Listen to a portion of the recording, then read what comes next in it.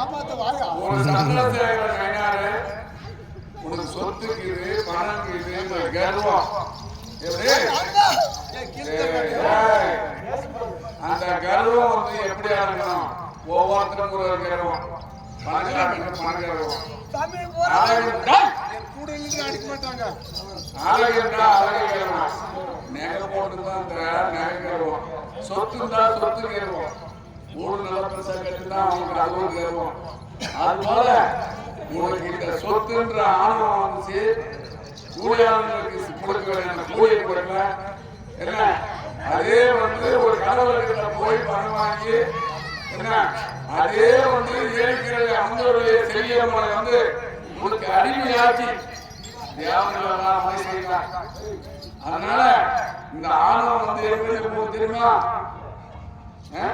கடவுளை வந்து பழுத்து கல்லு வச்சு முட்டு வைத்து கடவுளை கும்பிடுங்க. ஆனா அதை பகச்சிக்கிறாங்க. ஒரு போய் இந்த மாதிரி பாதாளம் தான் தள்ளும்.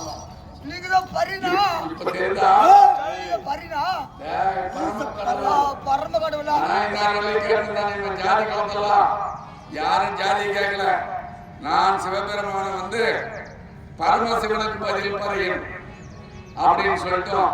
அதே வந்து வெள்ளாள கவுண்டர் மற்ற தேவர்கள் வெள்ளாள கவுண்டர் கிருஷ்ணன் வந்து இடையார் அப்படின்னு ஒவ்வொரு கூத்தையும் வந்து இழிவாக பேசி அவன் வத செய்யணும்.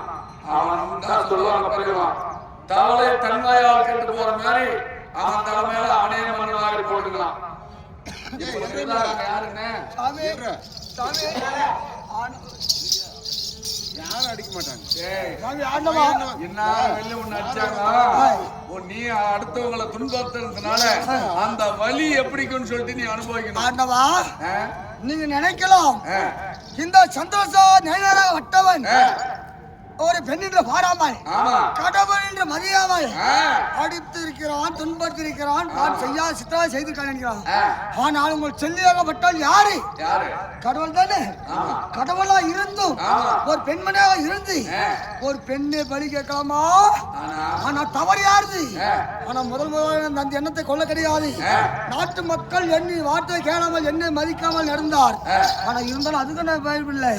என் கணுக்காலிய செருப்பு மாலை போட்டு அழித்து விட்டு நாட்டுக்கு அமைச்சாங்க. ஆனா நீ வந்த இந்த செருப்பு மாலை இந்த மரத்தால் பிடிச்சி வச்சுக்கிறேன். ஆனா உன் இது மகாராஜா வந்திருந்தால் அந்த செருப்பால் அடிச்சு அனுப்பிச்சு சொன்னாங்களே, அந்த வைரகத்தை வைத்து நான் தவத்துக்கு சென்று 6 மாத காலம் செல்லியம்மாள் வந்து திருவிழா செய்வதற்காக கூலியாளர்கள் கேட்டாங்க. நான் கொடுத்தேன். மறுத்தது யாரோ? மறுத்தது யாரோ? அதான் மக்கள் நம்ம மக்கள் நல்லா இருக்க வேண்டும். நீ செய்த குற்றம் அதே போல செஞ்சதான் குற்றம் தானே. கூலியாளர்கள் காசு கொடுக்க கிடையாது.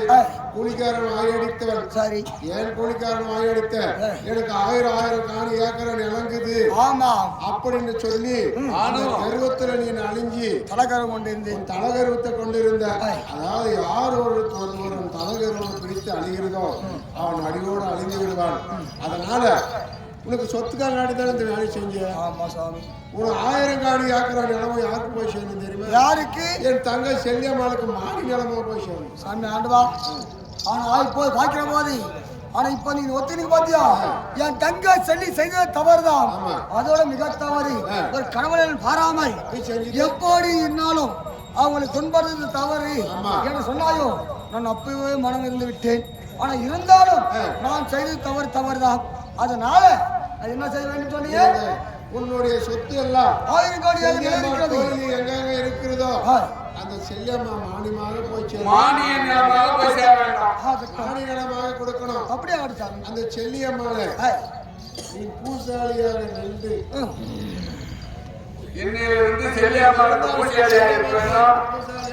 இருந்து நீ நான் பணியோட செய்யணும். சாமி தங்கள் சித்தமே வாக்கியம். அப்படியே ஆகட்டும். அது மட்டும் கிடையாது. நாளை கலியுகத்தில் பிறக்கக்கூடிய மக்கள் அந்த செல்லியம்மாளுக்கு 5 வருஷத்துக்கு ஒரு முறை மண்டு செய்ய வேண்டும். அந்த சேரி என்று சொல்லக்கூடிய அது சேரி என்று சொல்லக்கூடிய சரிங்க சரிங்க சொல்லி கொண்டு வந்தாயே அவங்க செல்லியா சாக்கியமா இருக்கிறான் இந்த மாதிரி செல்லாம இருக்கிறான் அவங்க ரெண்டு காரணமா நீங்க பூஜை பண்ணணும் பூஜை பண்ணா ஒண்ணு போற பேச்சு அங்க வச்சுட்டு வரணும் நீ செய்த தவறுக்கு செல்லியம்மாளுக்கு காலை மாலை நீ நெய்வேதி ஏத்தி நீ பூசாலியாக போடக்கூடியான சாபத்தை உனக்கு கொடுக்கிற இந்த சொத்தெல்லாம் அவளுக்கு மானியமாக கொடுக்கிற என்னிலிருந்து செல்லியம்மா கால போய் புடிச்சு வைக்கறான் அவ்வளவுதானே நான் உங்களை துன்பட்டது தவறுதான் ஐயா பாரு இல்லையோ